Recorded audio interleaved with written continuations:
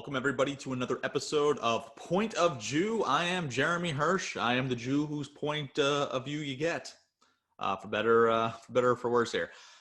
Today's episode, I'm talking to a Twitch streamer again. I'm talking to Brian Johnson, Dat Boy Brian, and learning more about Twitch and game streaming, because it's still something that I don't particularly know a ton of. I had Ashley Carter a few weeks ago talk to me about this as well, and that was really interesting. And Brian certainly has his own points of view on things, the type of things he likes to stream, into Call of Duty and Apex Legends, which is another popular game that people stream. Different games, different things, how he goes about what he decides on streaming. So that's something that, I was pretty into. And then he's played games that I'm more familiar with because he's done sports games. He's was a wrestling video game fan like I am. So I was able to talk about some of the things that I am actually familiar with. So that was a nice change of pace from feeling just totally ignorant and out there on it. Outside of that, this episode is coming shortly after I recorded the Kevin Burr interview. So not much has really changed out there in Jeremy land. Halloween was last night at the time of this recording. So did actually have trick-or-treaters. Not a moron, did have my mask going on. Did have hand sanitizer out for kids to be able to utilize, and then just left a bowl out so I'm not touching people and hands and things like that. Pandemic stuff is certainly always kind of cognizant and should be. You want people to enjoy themselves. You want some feeling of normalcy, but you do have to be aware that things are out there, and it may change some of the things you do, but you want to stay safe and you want to keep others safe as well. So was definitely having as much fun as we could. We set up a little table in front of our house by our driveway and ate some Chick-fil-A, handed out some candy, and watched, hopefully the Terror Incognito guys are watching. Watched, my wife really likes Scream, so saw that for the first time from I think 5 years ago was the last time I watched that movie with her. And then I showed her Pitch Black because I really like the Riddick character. And I know maybe some people are pointing fingers and like, Pitch Black isn't really a horror movie. It's sci-fi horror and stuff. So got to show her that, and she didn't realize she was watching a Riddick movie because, she picked up on it super early and she's perceptive, but like didn't realize that Pitch Black was like in the chronicles of Riddick universe. Obviously, once you see his eyes and things like that, oh, that's what that is. So hopefully I can segue her more into those other movies because I do like that little universe. But that's pretty much all that's going on here. So after that little recap of all things Jeremy, without further ado, let's head to Twitch Gaming with Dat Boy Brian Johnson on Point of Jew. All right, everybody, welcome to another episode of Point of Jew. My guest this week is a Twitch streamer, video game content creator, Dat Boy Brian Johnson. Brian, how are you, buddy? Good, man. How are you? I'm doing all right. Thanks for jumping on this with me on this beautiful rain-soaked Sunday morning here. Great weather we're having. It's good for a nice, cozy, intimate podcast. That's right. You are my second Twitch streamer. Our mutual friend Ashley Carter was on this but so long ago. Yep, I saw that one. That was good. Yeah, I've watched her streams here and there. She's a good one to watch. Yeah, she was really thorough. So you have there's been a bar that's been set. So you have to meet or exceed said Twitch representative bar. Yeah, definitely. We'll see what we can do. So I was kind of looking through what you've been putting out there. Do a lot of Call of Duty, Apex Legends, stuff like that. Are those the games you're most comfortable with, what you like the most? So why gravitate towards those games? I know they're super popular, which is probably the reason, but it is. That's what that's what's the popular thing right now is battle royale games, which is kind of annoying because I want something new. I'm burnt out on them. I know that the new Call of Duty is coming out, but they're just going to transition that Call of Duty Warzone over with the next Call of Duty. So it's just going to continue being Battle Royale to accommodate the bigger streamers because that's what they all want to put out and play. I really I like playing anything, but that's just what my friends play. But I recently picked up, it's called Cooking Simulator. Oh my God. I've been playing it behind the scenes. I haven't streamed it yet. I might stream it after this interview. I like doing variety games like that, and it's important, and I'm sure Ashley could attest to this, but it's important for smaller streamers to play games that aren't popular, because I don't know if you use Twitch much, but when you go on Twitch and you choose a game like Warzone, it's gonna list it based on how many viewers are in that person's stream. Yeah. So you've got these bigger streamers that have had upwards of like Tim the Tatman when he played Fall Guys. He had like 200,000+ people watching him at one point. But yeah, so you've got all these people that play Warzone and stuff like that. It's going to put you at the very bottom depending on your viewer count. But like with a game like Cooking Simulator, I went on Twitch and there was 2 people watching. One person play. There was nobody else streaming it. So it could be important for me like to get on that train and try to work my way through variety games to build a bigger audience, which is what I'm going to start doing now that I'm not traveling for work and I'm actually back home now. So Oh, yeah, you were out of the area for a little bit. Where you were in my neck of the woods in New York, I think, right? yeah, up in Auburn, New York, which I didn't know existed. It's not my neck of the woods. I'm just outside of the city. No, yeah, it exists. I'm sure you had tons of fun there. It was all right. It's up in the Finger Lake area. So I mean, I'm not 60 and retired and going on wine tours every evening. But if I was, it'd be a perfect area for me to retire to. So if anyone listens to this that is 60 and enjoys wine tours, that is for you. Yeah, exactly. But no, Ashley, when we were talking in terms of what she plays what she likes, what she's comfortable with. She'll try and pick up something that is popular that people might be searching for. Like we were talking about Among Us at the time, but that's very interesting, and that does make sense. To maybe gravitate towards games that don't have a lot of people streaming them right now. So you're actually found and not competing with somebody who has 200,000 freaking people watching them. Yeah. This is going to be a dumb question because the name kind of gives it away, but so Cooking Simulator is just a game where you simulate cooking. Am I grasping that concept pretty? Yeah, but it does a really good job of not being like, like click here to cook the steak for this long and then you just click again and it's off. No, you actually have to like use your keyboard and mouse, and you actually like when you're using a spatula, you've got to click the spatula and you have to like turn it right, and if you don't turn it right, I mean it gets chaotic. I mean you can go as far as putting propane barrels in ovens and turning them on and blowing your kitchen up. I mean it's pretty much realistic, so you really got to know what you're doing to play it successfully, which I'm getting there. That just blows my mind that there's a thing that's like a cooking simulator that is a game. Is there I know you're sick of battle royale games. I know Cooking Simulator is something new for you. Do you have a favorite genre? Like, is there something that, like growing up, like these were my favorite types of games. This is what I gravitated towards, even if that is like a Call of Duty or something. Actually, Fallout is a huge influence on gaming for me that I grew up playing. I remember getting Fallout 3. One day my mom, she went to Walmart, came home, and she was like, hey, I got this game. I don't know what it is, back when they had that like $20 bin for Xbox 360 and stuff. Yeah. I had never heard of it then, and that's when I lived in the middle of nowhere, didn't have internet or anything, so I had to play campaign games, and I picked up Fallout 3 and just fell in love then. Played Fallout 4, loved it, and then they came out with this most recent one of Fallout 76, which is the first one that was like online. You could do all this stuff with your friends, but it is absolutely atrocious. It's probably one of the worst games I've ever played in my life. So I've played probably like 10 hours of it and just never picked it back up. It didn't hold your interest? No, and I try not to think about it because it kind of hurts my love for Bethesda and their game making abilities. But also Skyrim, because Skyrim is just like, it's an RPG. I do like role-playing games. But now one of the things I'm trying to figure out is actually Grand Theft Auto, somebody created a mod where you actually role play and you're actually in this big server with a bunch of people and you can be literally whatever you want. Cop, medic, doctor. I mean, you could do it all. You could be a drug dealer if you want, Amazon driver, truck driver, whatever you want. But people get like really serious about it and they put on these personas and they'll actually like play it by the book, like almost like it's real life. And it's hilarious. So I'm trying to figure that out now. Super weird to me. I'm not even gonna lie, man. I was telling Ashley, like I grew up on the freaking original Nintendo.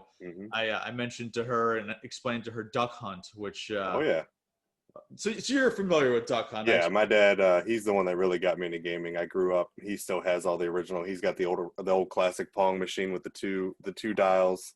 I grew up on the Atari, the Sega, all that. So I grew up in all that, and even the Nintendo game, what was it called? It's the VR that they had back in the day, Virtual Boy. Boy.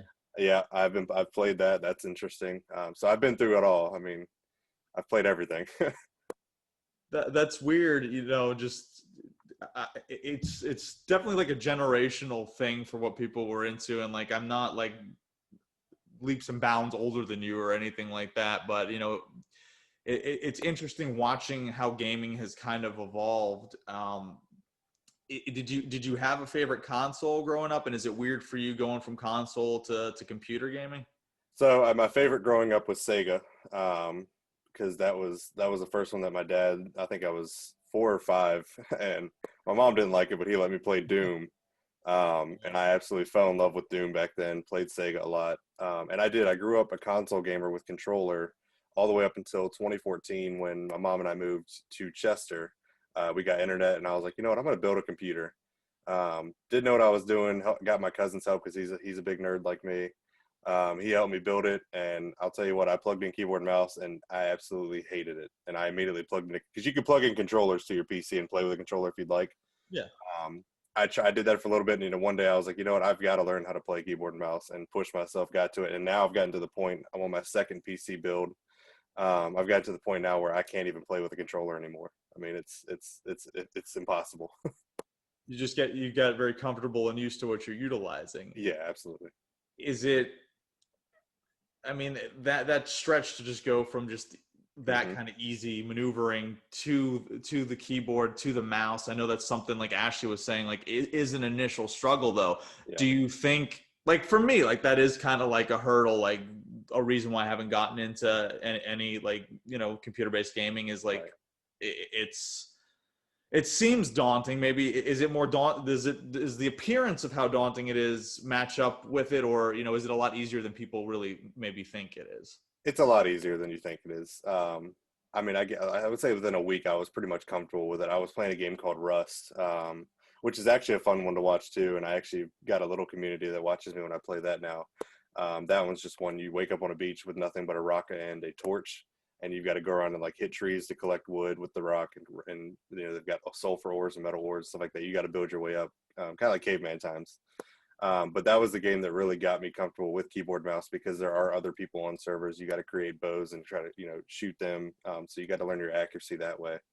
But it's a struggle at first, but now I would say it's definitely an advantage, especially in Call of Duty. With Warzone, they integrated to where PC people and console people can play with each other. They've also integrated Sony and Xbox together. We can all play with each other now. Doesn't matter what you're on. Well, that's crazy. Yeah. Do the computer gamers have an advantage over the console gamers, do you think, in terms of Yes and no. So with console, you have something called aim assist, and I've tested it out on my computer to see how good it is. I noticed when I picked up a controller and I aimed at somebody with my sniper rifle, I completely let go of the right stick, which is what you use to actually move your scope around, and it just kept scoping in on them. I completely stayed on them. All they had to do was shoot. And then you have situations where, like, if I'm surrounded by smoke and I can't see, they can just pop the right trigger without aiming, and it'll just lock on and shoot me. So it gives them advantages, and PC, it kind of evens it out in a way, I'll say, between keyboard, mouse, and controller. That's very interesting. Yeah. And we've talked a little bit earlier on, and like you mentioned, trying to compete with somebody who might be streaming, Call of Duty and has like 200,000, followers. Yeah. Why do you think it's gravitated towards people like watching streams? Like it's extremely popular right now. And Ashley and I were talking about, when I was speaking with her, like even ESPN will show, some pro gaming, some esports with like Call of Duty, Fortnite and stuff like that. Why do you think, it's gotten to that level? Why do people watch it? Personally, I watch it because I like to see, especially when PUBG, PlayerUnknown Battleground, that was like the one that really kicked off the Battle Royale games. I used to love watching what's called stream snipers. It's these people that will queue up at the same time, and they still do it now in Call of Duty, but it was bad for PUBG because you could do it. Like I did it a couple times. It was hilarious. But you can queue up and get in these games where you have these popular streamers. And with PUBG, you had proximity chat on, so you could just like scream in your mic and people could hear you no matter where, like within proximity of you. You can't do it in COD unless they kill you. They can hear what you have to say like right after for about 2 seconds. But it was always funny to me. There was this guy named Force, and he's a big streamer. But people, I mean, it would be like 40 people that would stream snipe him, and it was just chaotic and hilarious. And hearing what they're screaming at him and seeing his reaction to him getting frustrated was just entertainment for me. Basically, internet trolls. So people might, well, you at least watch for the troll Yeah, aspect of it. yeah. Do you, has it been weird to see how into it people are getting and for like entities like ESPN to like show games, or is it just kind of like a natural progression to you in that regard? I think it's a natural progression. I like it. I think it's cool. Another reason I don't just watch for the trolls, but like with Tim the Tap Man and Nick Merckx, they all play together, and just there, it's kind of like you and your best friends, how you just banter back and forth. You know, you're having fun with your boys. It kind of makes you feel included because they do read their chat and they talk to you, so you kind of feel like you're there with them when you watch. And you're just hearing this banter back and forth. I mean, they crack jokes on each other all day. I think they called Tim's a bigger guy. He's lost a lot of weight and still is, but Nick Merckx calls him Tim the Fat Man, along with this community. So it's fun to watch in that aspect. It's just comedy and hearing what they have to say to each other. It's just fun. That's pretty cool. And you're somebody that we've watched wrestling together. I know you watch other sports. How could you explain to somebody who doesn't get people watching gamers and but we watch sports or we do this, Right. what kind of parallels can you draw to explain away some of the criticisms that people have? People that they don't really side with, they don't understand it. I think it's a generational thing.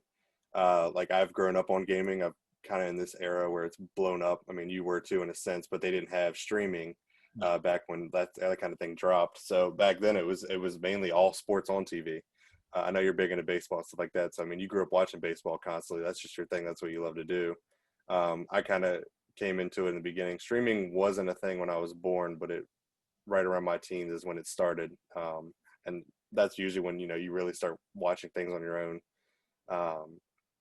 I would say it's a generational thing, honestly. I think that's probably pretty accurate. I mean, like my nephews, even for the point before they were teenagers, were super into gaming, and I know that my oldest nephew streams, I think Fortnite, Grand Theft Auto. Mhm. So I think you're 100% dead on with that. I mean, it's very generational. If you're born into it, and it's not that something's normal or not normal or this, that, or the other, but when you're born into it, it is that sense of normalcy because that's what you're into, that's what you're around, Yeah. that's what's going on. It's funny, it's like you watch sports and you have these legends, and they have kids, and then their kids get into the business. Like you have LeBron James' son, Bronny Jr., and he has his other son. I can't remember his name, but they're growing and they're actually really good basketball players. Now it's to the point where they've gotten so much that we're going to watch their kids play. It's actually in that point now with streaming. Like Tim the Tap Man just had a son. Nick Merckx is, I know, trying to have a kid. So I think it's going to get to a point it's going to be interesting, like, are their kids going to be streamers and stuff like that? And it's like, that'll carry on to the next generation. People will just keep watching just like sports. So I think that's going to be cool to see. That just blows my mind, but that's a really, really good point. And that's something to think about. So how did, you alluded to a little bit that, obviously you grew up and when you were a teenager, there were streams and things for you to see. What made you, want to stream your content? What made you want to get into it, get on Twitch and kind of, follow in those footsteps? I wouldn't say a full streamer. I would say now I'm a streamer just because I made affiliate on Twitch a couple months ago. But I did try it a few years ago. Yeah, thank you. I did try it on Twitch a few years ago. There was just a lot of stuff going on in life that I couldn't really stick to a schedule, and that's the most important thing is consistency. Is having that schedule because you'll have people that will return every night. I know my biggest supporter is my brother. He'll text me. There's nights where I just don't really feel it. He'll text me and be like, "Where's the stream?" And I'm like, "All right, fine, I'll get on if you're there." But I don't really do it and looking at it as a money aspect because I don't make any money right now. I don't really care. I play to have fun, but I like the community, meeting people, talking to people. There are some interesting people that'll pop on your streams and talk to you. Like one guy I was playing Rust and he was like, or I was playing something and he popped on and he was like, "I don't remember following you. But what's up?" And I was like, "What's up?" We just started talking. He's like, "I think it was Rust." And I was like, "You know what? It probably was." And that actually re-sparked my Rust interest and went and played that. But I like just meeting people and just having fun with my friends, now that we can all play together. It makes it a lot easier versus me having to get on an Xbox and plug it in and get all the streaming set up there. I can do it all from my computer now. So it's just playing with friends is fun. Well, it's pretty cool. Do you play a lot, with your followers? Do they join you in on you with games a lot? Does that happen frequently for you to I've build? got it with one guy back when I was playing Apex a lot, kind of when Warzone started, it was a lot of people were playing Apex, but there's a guy on there that I was streaming it, and he popped on. I was like, every win you get, I'll donate money. And then eventually I ended up hopping on a game with him, and we played. He's now a streamer. So it definitely happens. I know with bigger streamers, it's kind of hard for them to do, and they probably won't do it unless you donate like a lot of money to them, which is sad. But you get random duos, and I think that's one thing too that would probably help a channel that's trying to play VR games. And when you're playing pop, they're going to be at the bottom of the page. But if you do random teammates, you could get the game. If y'all win, you could build a friendship there and be like, hey, follow my stream. They could go and follow it, and they could tell their friends. So that's one way to build a community there too. But yeah, well, there's a lot of different ways to do that. And you mentioned before we started talking about this, you made affiliate on Twitch. Yeah.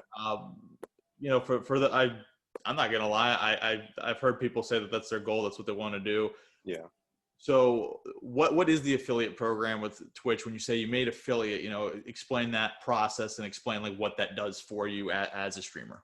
Yeah, so with affiliate, I believe the requirements are to have at least 75 followers on Twitch. You have to stream for a certain amount of calendar days within like a month, which is only like, I think it's like 10 days within a month. You have to be at least streamed 1 hour or something like that. And you have to consistently have a average viewer count of 3 people, which doesn't seem like a lot, but when you're a small streamer, it's you got 3 people that are consistently watching you the whole time. So you get affiliate, and when that happens, you can actually people can subscribe to you. And Twitch is actually owned by Amazon, which Jeff Bezos is taking over the world. We know that. Yeah. But it's owned by Amazon, so it's actually cool. Like a lot of my friends, they already have Amazon Prime. And what a lot of people don't know is you can actually link up your Amazon Prime with your Twitch account. It's called like Twitch Prime or something like that. And you can actually sub to channels for free. Like it costs you absolutely nothing, but you can go and sub to my channel. And I believe it's like a normal sub is like $5 for tier 1, then it's like 15, and then 25 for tier 3. Like it goes up different tiers and you get different benefits, stuff like that. But with Twitch gaming, it's not just about subscribing to people for free. If you're a gamer, they give a lot of loot monthly to different games that aren't just PC games. It could be console. They could give free games away, free in-game items, stuff like that. But it just gives you that ability to have that subscribe button and start building subs up, and you get that monthly payout if you have enough subscribers. And you can also donate in bits, or like me, I have a PayPal link in there if people feel like they want to donate. Like my brother does it all the time, where he'll say if you win this game, I'll drop $20 or something like that, which never happens, but it's worth a shot. That's a pretty cool program. I didn't know all that went into it. Yeah, well, that's affiliate, and then you have partner. Partner is a huge leap from affiliate. Partner, you have to have 75 average viewers, and I think like 1,000 followers, maybe more. And you have to stream for like the same amount of time. The streaming per month and hours per month is easy to do. You can knock it out in literally a week. As long as you stay consistent. But the 75 average viewers is where you really have to work for it. And that's, I think you get all the same benefits, but you become a partner. And it kind of puts you in opportunities for ads. You can roll ads on your stream. So kind of like how YouTube makes their money on videos. Yeah. It's basically all ad revenue. That's what you can start doing on your Twitch streams. And that's where a lot of streamers, when they make partner, they'll have, if you sub to their channel, you get ad-free viewing, versus if you're just watching it, you're going to get an ad every now and then that pops up in the middle of their stream. So that's just a huge leap. That's where you really start kind of making it full time. I literally had no idea this was a thing in terms of different like tiers and programs that they had. So you just taught me something that I did not even know or was even remotely aware of. Yep. So is that an end goal for you? Is to be partnered, or is that just something that if that were to happen to you, that would just be a nicety, Yeah, no, that would be incredible. I definitely would love for that to happen. I'd love to be able to blow up and be a full-time streamer, but that takes a lot of time. I know Tim, the Tap Man, actually, a lot of people, I've been watching him for years, but he was actually a social worker for the longest time, and he actually made it. So like if you go back and watch his old YouTube videos, it's so funny to see how far he's come. Like he's in this night, he just moved to Florida. He still has his New York house. So I mean, he's making money. But you go back to the days and, you see in the background, like me, I've got a mattress on the floor and I've got a crappy old computer chair back there.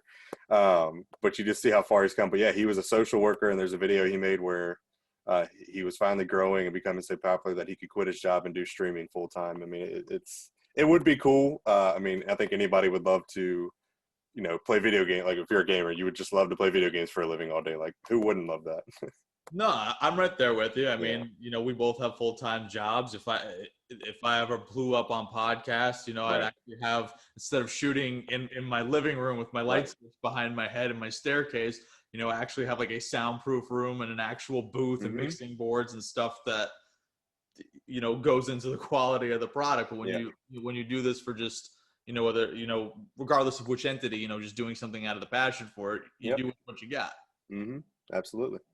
How do you how do you, aside from playing games that will hopefully garner you attention, or maybe that people aren't playing that people want to hop on and watch, how do you put yourself out there? How do you personally get found by people so that they're watching your streams? So I've made, when I stream, I don't just stream on Twitch. The Streamlabs software that I use actually allows you to multi-stream to multiple platforms at once. So you'll see that Facebook has gone into this big Facebook gaming. They're trying to become like Twitch now. And it's growing popularity. That's probably the biggest place that I make a stance in, is Facebook gaming, because I've got a lot of Facebook followers as it is, but I made that separate gaming channel. And then what I'll do is I'll go on my main page and I'll share the video when I'm live. And there's actually groups. You can join groups, just like how I joined like office memes. Like I love The Office, and I've joined memes on my main page. Like there's groups for that, but there's groups for gaming that whenever you go live, you can share it in that group. And there's like 30 to 40,000 people in one that I'm in that are worldwide. And I'll share my stream in there, and then people will start following me that are, I mean, I don't even know how to pronounce their names because they're in different parts of the world. But that's one way that I really put it out there. I tried to hop on the TikTok trend, because that TikTok, we all know, is very, very popular. If you haven't heard of TikTok, then you probably live under a rock. But people go in there and they'll upload clips of them playing something. It'll be just something funny that's happened, and it'll blow up that way, and you can just link your Twitch and people follow you that way. So I tried that. I need to get back into it now that I have time. But yeah, just Facebook sharing. A lot of my followers on Facebook came from Facebook friends, just supporting the channel, liking it there. But yeah, I would say creating these pages. YouTube is another beast that I don't even know how to tackle. I need somebody to hold my hand through that, because that's a lot of work to make a YouTube channel. But that would be a goal for me one day, is to make a YouTube channel and be able to make those videos. YouTube is and I didn't realize this, and just coming at it from something different, it used to be a lot easier to put certain content up on a channel on YouTube. Because I've had different iterations of podcasts that I've put on YouTube over the years, and I had one like 6 years ago, and it had a branded channel name. Everything was easy, and now there's like this like list of requirements that I would need. So I can't tell somebody to just go youtube.com/pointofjew or something, because it doesn't exist, because it can't, because it needs 900 different things to actually Exactly. be. It's just, YouTube is another beast. And it's also with, like, Twitch is now cracking down on DMCA with copyrights, and there's a lot of their stuff can't be used. Yeah, like Tim the Tap Man just had to delete years worth of videos off of his Twitch channel so he wouldn't get sued or copyrighted. And that's another struggle for streamers, is like, playing background music in your videos. You can play it all you want, but as soon as your stream is done, when you upload that video, there's going to be, as long as you've had that music playing, that portion of your stream is going to be 100% muted. You're going to have no audio at all, and nobody's going to sit there and watch, somebody playing a game with no audio. Which is the shirt I'm wearing is actually this band. They're called the John Candy. They're a phenomenal band out of Orange County, California. But I do play their music on stream a lot, and they're starting out now. But if you're into metal and you're into, they do a lot of movie sampling.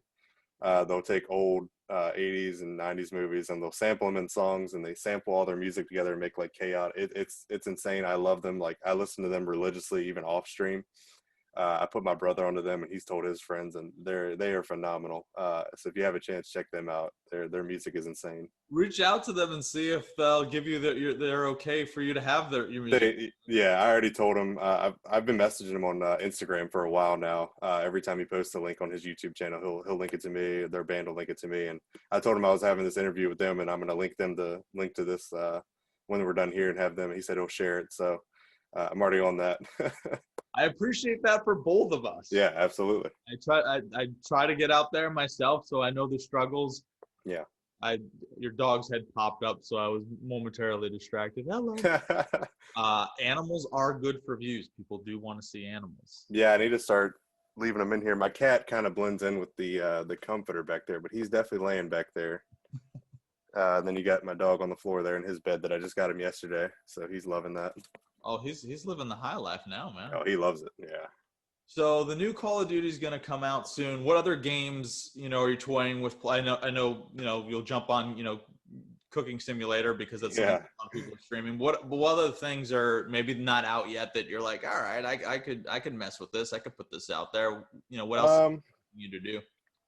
Well, there's been a game called Cyberpunk 2077 that has been inevitably pushed back. It just got pushed back another 21 days, but this time the pushback was actually for good reasoning. I mean, I'm sure they've all been good reasoning to help the game develop, but this time was for shipping concerns because we're getting into that holiday season. We have the PS5 dropping, the Xbox Series X or whatever numeral they're on now. They got PC release. They're trying to release for current gen, next gen, and PC. So they had shipping concerns with getting everything boxed up and ready to ship. They didn't want there to be kind of like the PS5, how you can't even pre-order it now. They're just out of product. That's a big push for that. But I'm definitely looking forward to that. A couple years ago, Bethesda had their conference saying that a new Elder Scrolls was coming out. Don't know when yet. I'm just looking for something that's not just a battle royale. Like, obviously, I'm going to play, I'm going to keep playing Warzone. But what's cool about them handing over Warzone to Cold War is Warzone's a free-to-play game. So even if you don't have Call of Duty, you can download and play just Warzone. And with the new COD Cold War, I'm probably not going to buy the game. I'm just going to play Warzone, but they've integrated where all your old stuff will still be in Warzone and all the new guns and stuff like that you can unlock in Warzone for Cold War portion of the game. So you don't have to worry about buying the game if you don't want to play the campaign or just regular multiplayer, which is probably what I'm going to do anyways. So that's interesting. So I could go right now, download Warzone and just play. Mm-hmm. I might have to try. I've been addicted to, and as you alluded to, and this is going to be the surprise of no one. I play MLB The Show fairly just religiously to the point where I bought a new game a few months ago. I bought the Marvel Avengers game. Yeah. And I played it the first week I got it and have not picked it up since. Okay. I've been diving deep into baseball. Yeah. Do you play sports games ever, or do you find them too repetitive? Or no, I love sports games. I love MLB The Show. Is by far the superior baseball game. It put 2K's baseball program out of business, which that's fine. MLB just had it over them. But I would like to Sony to at least let Xbox and other players experience that. But it is a phenomenal game. I do play a lot of NBA 2K. I have the current one, and it's been sad the last couple of years with 2K because it's been a carbon copy of the last game, just new roster updates. Obviously, what's cool about what I bought this year was the Kobe edition, which RIP Kobe, but the Kobe edition, the Legendary edition with 2K, I bought it on current gen with Xbox One. It actually includes a copy to the next gen version on the Xbox Series X. So when I get the Xbox Series X, I'll have the newest NBA 2K right there. That's really cool. Yeah, it's good that they did that. There's a lot of games there's actually one game that I do love playing called Dead by Daylight. I don't know if you've heard of that one, but it's you have one killer that's chasing around 4 survivors that have turn on 5 generators and open up the exit doors without getting trapped and caught by the killer. But they've sided with you have Michael Myers as a killer, Ghostface as a killer, Leatherface is in the game. They have a lot of the ones that they've created. They've sided with one of my favorite movies of all time, Evil Dead. Ash is in the game as a playable character. That's a fun one, but they're bringing that to next gen.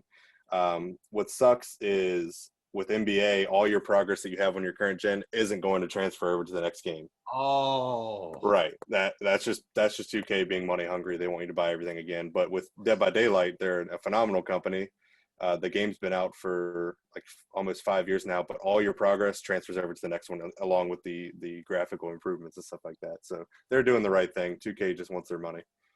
I've been disappointed with this. Is not just let's all just jump on 2K, but I haven't picked up a WWE game in probably God, 6 years maybe. Yeah.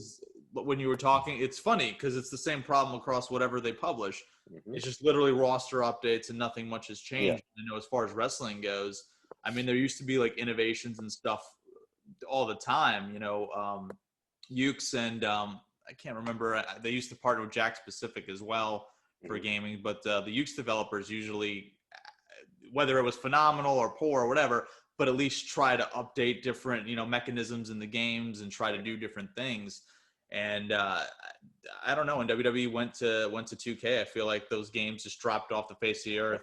Did you used to play those as well? Or? Oh man, I used to live on SmackDown versus Raw. Well, Man, like, because it's sad to see that they had to go to 2K because 2K or THQ went out of business.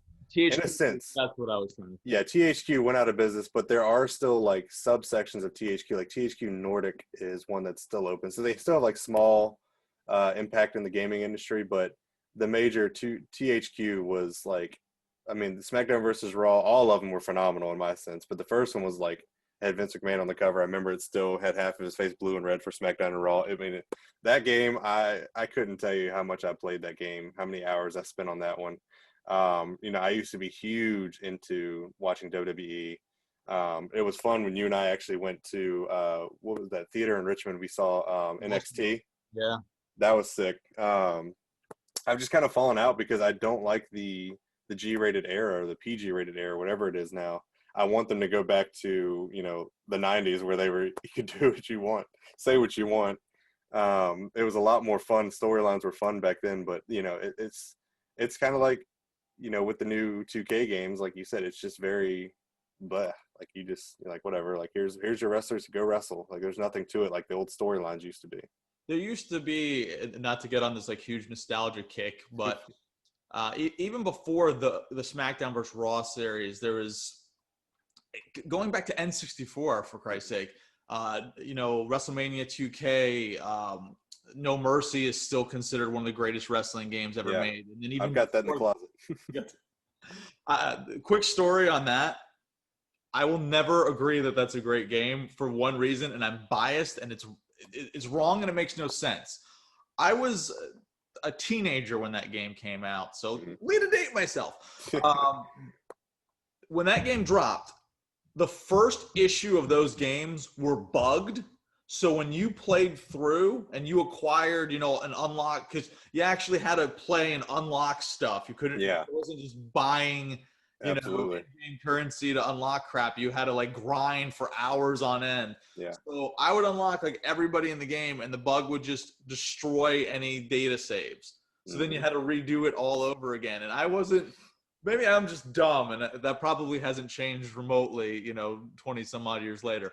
But apparently you could have called THQ to replace the game for free for you. Oh, wow. I just sold back the game because I was like so pissed. But like, you know, hours of teenage Jeremy's life were pissed away trying to unlock, you know, Andre the Giant and Ken Shamrock.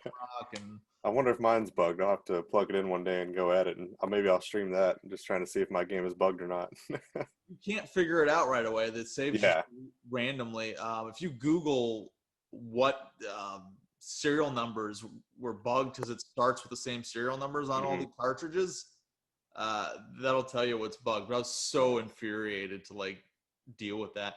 But anyway, original point. You know, those games, even for N64, had a lot going for them. Then you had SmackDown Here Comes the Pain with like general manager mode. Oh, I loved SmackDown Here Comes the Pain, man. That game was fun.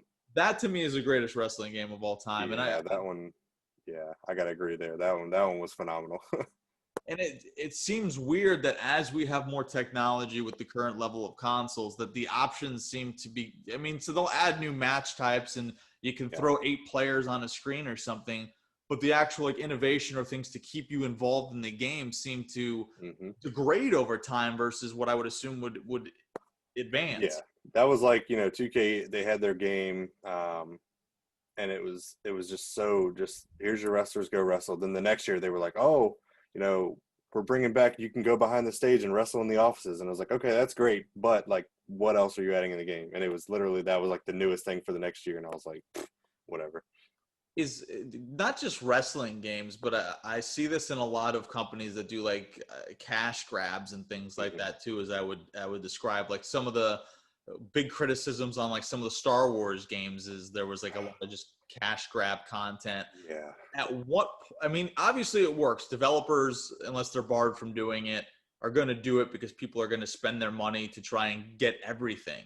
Yeah. At what point do you think that you're fizzling out your goodwill by basically, just pillaging your customers of every dime that they have, making 900,000 microtransactions just to have a game that should have more of this stuff already included? It feels like you're paying 60, 70 bucks for a game that is not finished. Right. Yeah, I'm okay with microtransactions that bring cosmetic updates, but EA shot themselves in the foot with Battlefront when all their microtransactions, you could just go and buy the best gun in the game. And here you are like a level 1 guy running around and you're just destroying people because you've paid $100 to have these new guns and stuff like that. That's where they really shot themselves. And they got in trouble with it. I mean, they really tarnished their reputation by doing that. And they got better and they're like, oh, well, this next game's not going to be microtransactions. They dropped Battlefront 2 and it's nothing but microtransactions.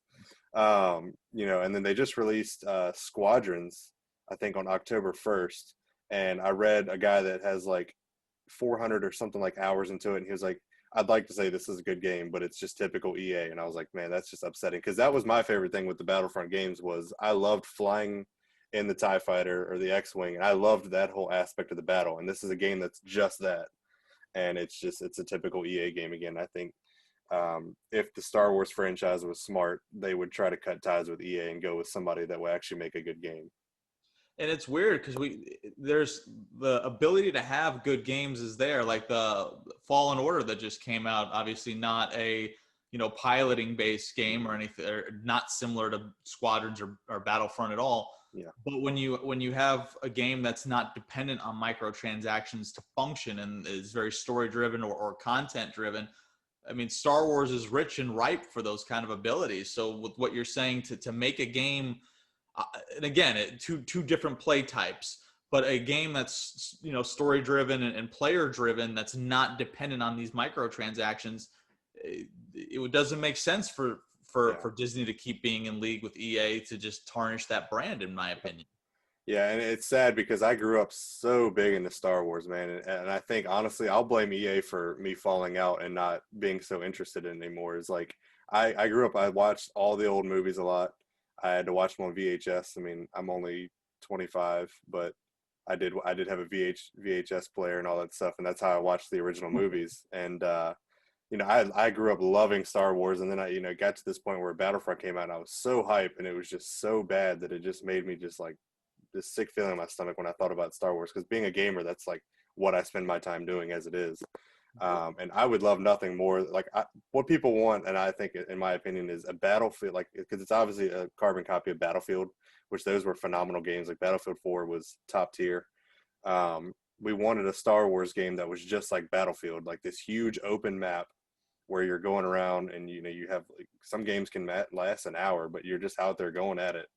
But they ruined that and put a bad taste in my mouth with Star Wars, which I haven't even seen the latest movies. I need to catch up on Mandalorian because I've heard that's been really good. I just watched the other night, well, literally Friday night, the first episode of the second season, and that show, the hype is legit. And I was doing a giveaway with a little baby Yoda for. I know, I wanted that guy so bad. Jerome actually won it. Nice. Okay.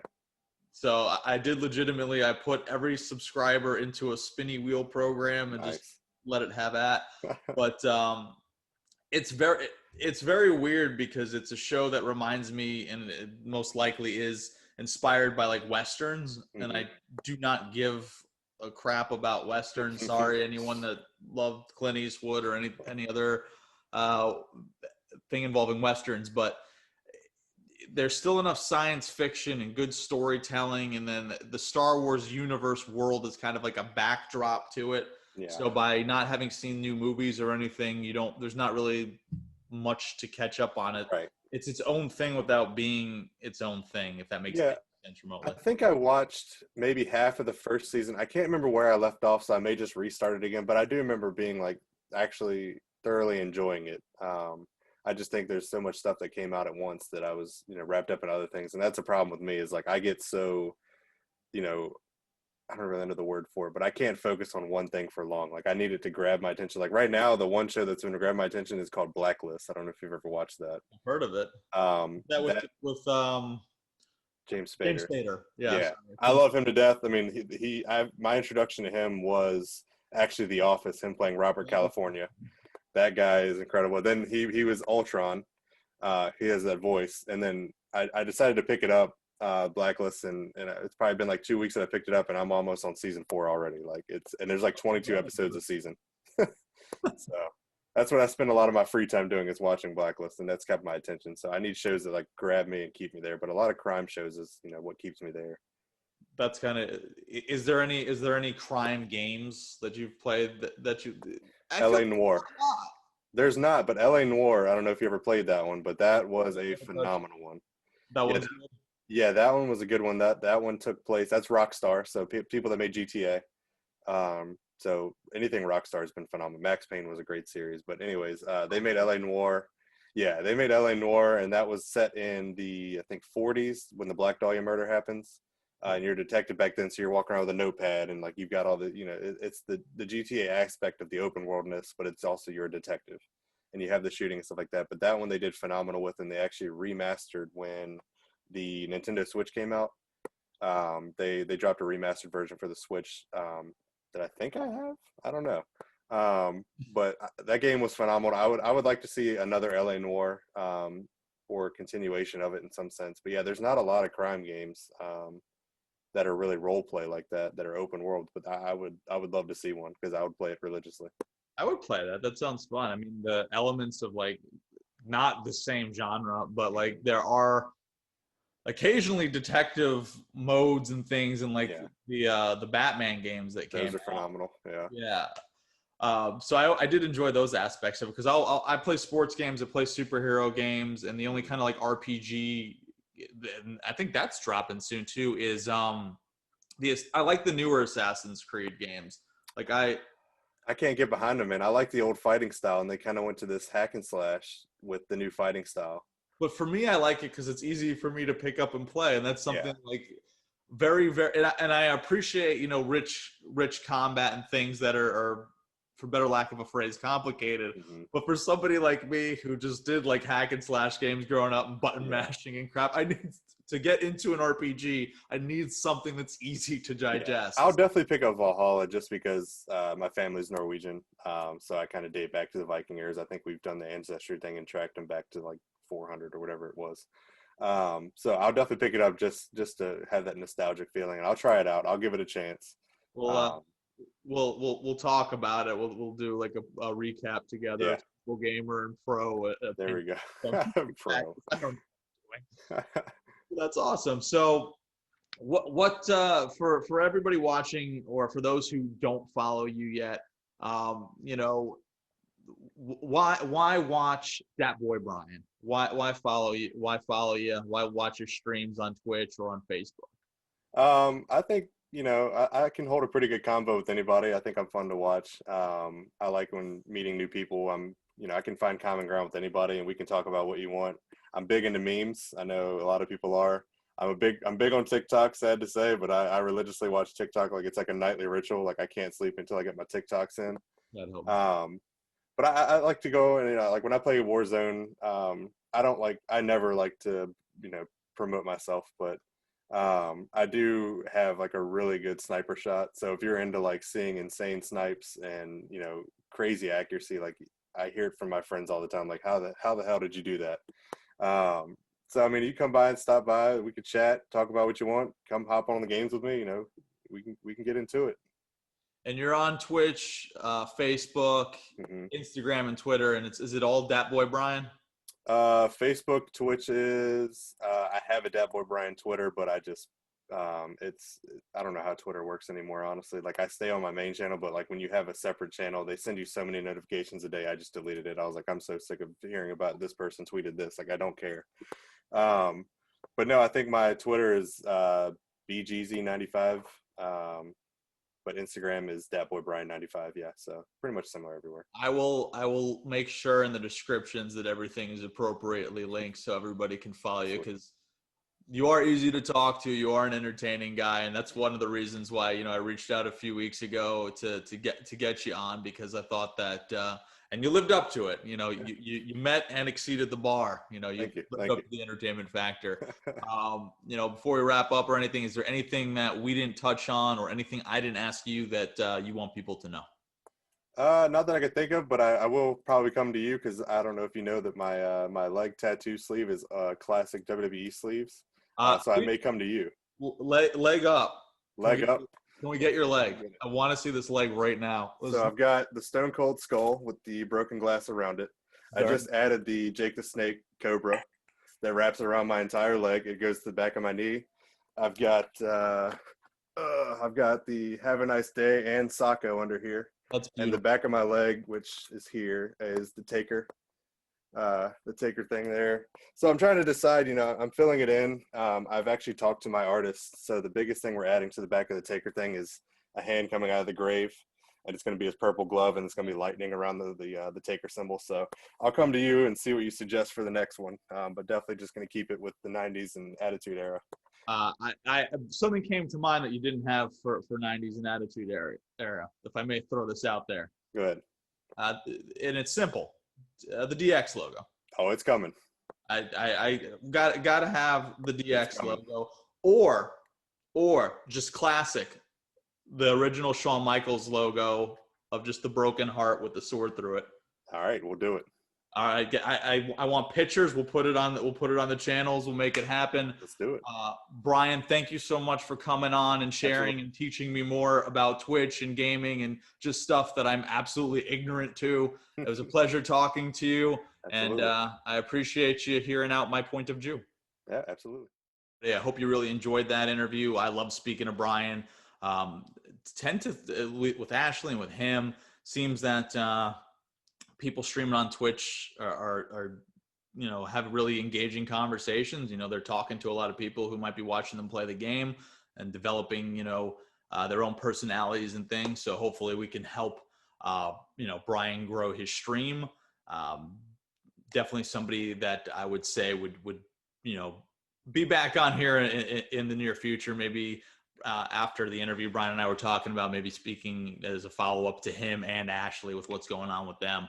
Could be a fun thing down the road. Couple episodes, when I say a couple, you know, this is Aaron's second week in November. So I will be streaming. I will be recording, should say, for a couple more weeks, and then we'll take a little sabbatical for the holiday season, because, you know, a lot of things going on. I definitely don't want to jump on people while they're getting ready for Christmas and New Year's and hopefully Hanukkah, just depending, you know, on what people have going on. So still lining up some great guests. A lot of people, thankfully, very receptive to coming on and talking to me about what they do.